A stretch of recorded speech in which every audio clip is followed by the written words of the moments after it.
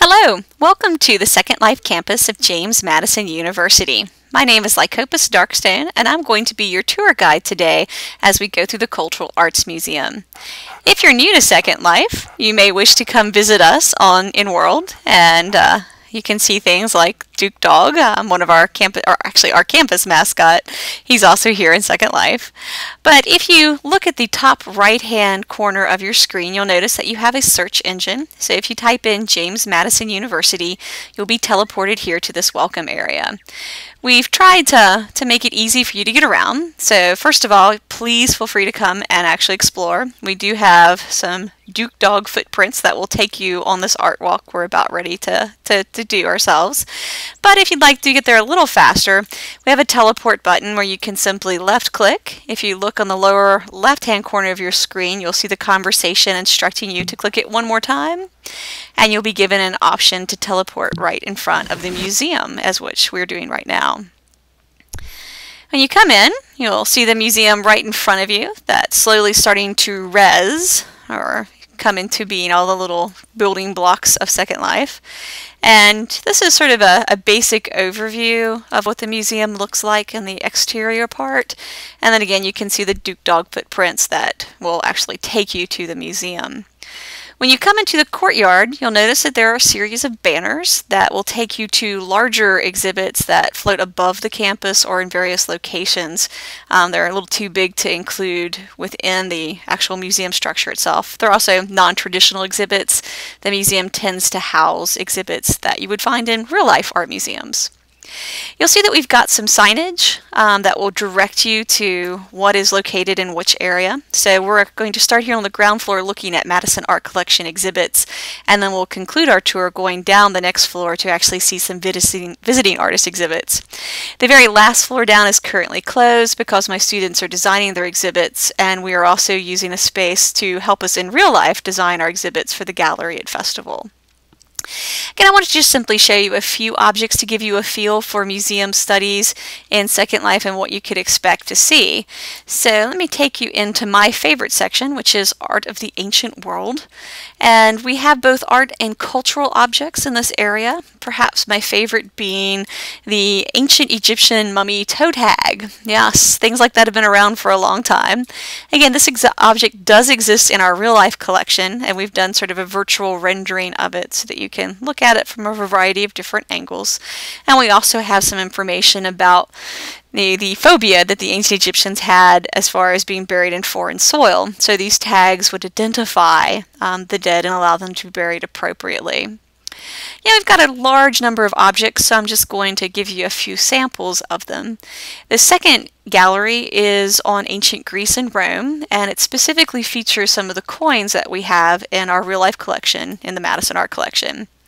This one comes from the city of Athens, and you probably know that the goddess Athena, the goddess of wisdom, was the patron goddess of the city-state of ancient Athens, and her animal was the owl. So not surprisingly, you'll see that on their coins.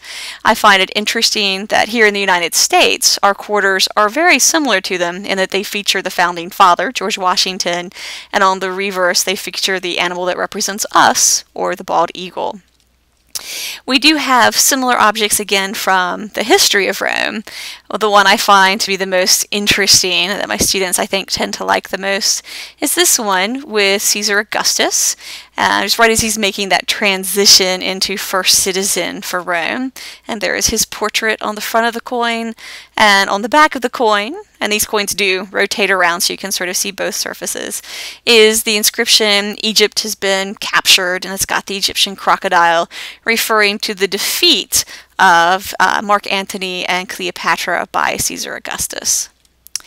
The next room over, we have some things from Asia. Perhaps my favorite is this lovely painting from India, and it features the Hindu god Vishnu, as you see in one of his avatar forms, interestingly enough, in this painting, and he is defeating one of the demons. This particular demon was very difficult to defeat, which is why you're going to see all of these interesting props behind him. If you'd like to see or understand more about the picture, you'll notice there's these touch for information signs, and if you left click it, you will have an object that's given to you, and in this case specifically a note card that will actually talk about the demon who is unable to be killed by man or beast, indoor or outdoor, day or night, on the ground or in the air, with animate or inanimate weapons. And so the god Vishnu's avatar had to sort of meet all of these prereqs to be able to defeat the specific demon. And again, we'll just get rid of that note card. On the other side, the other wing of the Cultural Arts Museum on this floor, we do have things from Africa. We also have prints and paintings from about the 15th century through the 20th century. I'm not going to take you over there currently, but please feel free to come in world and explore. Right now I want to take you down a level so that you can see some of the traveling exhibits that we currently have on display in our Second Life Museum. This first one is about Second Life in the Sea, and it's specifically created by David Weatherby. David works only in Second Life, and as you can see from some of the works here, these are Second Life boats on the Second Life Ocean, and David gets these beautiful, beautiful atmospheric effects simply by manipulating the variety of light focuses, the weather focuses that you can do from your camera tools in Second Life. It simply takes someone patient to be able to go through and get these specific effects and looks. Again, these only exist in Second Life. And since a lot of people haven't been sailing in Second Life, we thought we would include some boats by Baldwin. Baldwin is a builder of Second Life sailboats, and these do work with the Second Life wind, so you have to have a bit of skill to sail them, but it's quite magnificent and beautiful to be out there on the ocean enjoying the beautiful views and the fantastically lovely Linden water. The second exhibit we have is art by Cataplexia Numbers, and when we open this exhibit on October the 29th, Cataplexia will be here to actually perform both musical as well as animations, these accompaniments to her work. Some of Cataplexia's works, as you see in the sculpture, only exist in Second Life. They are for sale. You're more than welcome to purchase any of them and put them on your virtual property. Other works have been an interesting combination of both real-life sketches, drawings, paintings that are then imported into Second Life, or Second Life images that have been enhanced in the physical world. And then the last place I'd like to show you are more of those boats by Baldwin. And you'll notice that our Duke Dog Art Walk footprints continue. So if you follow those down, we've created a nice pier right on the Second Life Ocean to give you a sense of what these boats look like.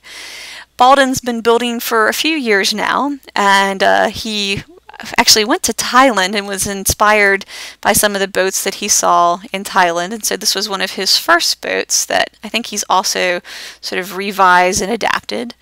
But most of his boats tend to be these really exquisitely lovely sailboats.